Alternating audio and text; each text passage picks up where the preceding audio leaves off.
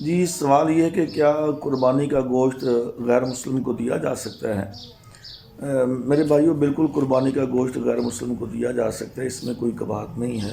اللہ تبارک و تعالیٰ نے فرمایا کہ وَأَطِعِمُوا الْقَانِعَ وَالْمُعْتَرَّ، کہ اس کو جو بھی ضرورت مند ہے اس کو تم کھلاؤ۔ اور اس میں ضرورت مند آپ دیکھ لیں، آپ کے گرد و نواح میں جو بھی ہے، مسلمان ہے، غیر مسلم ہے، ہاں جو صدقہ فرضی ہوتا ہے، مثلا جیسے زکوٰۃ ہے، عشر وغیرہ، وہ تو صرف مسلمان کے لیے ہی ہے۔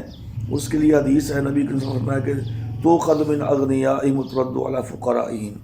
لیکن یہ جو نفلی صدقہ ہوتا ہے، جیسے رفاع عامہ کے کام کرنا، کنواں لگا دینا پانی کے لیے، یا کسی کا گھر بنا دینا، یا کسی کی اور ضروریات کو پورا کر دینا، تو اس میں مسلم یا غیر مسلم کی کوئی تخصیص نہیں ہے۔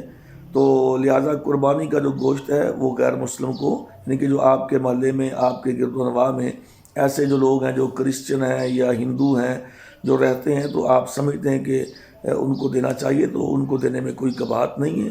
ایسی کوئی روایت نہیں ملتی جس میں نبی کریم صلی اللہ علیہ وسلم نے اس چیز سے منع کیا ہو، تو لہٰذا غیر مسلم کو قربانی کا گوشت دیا جا سکتا ہے۔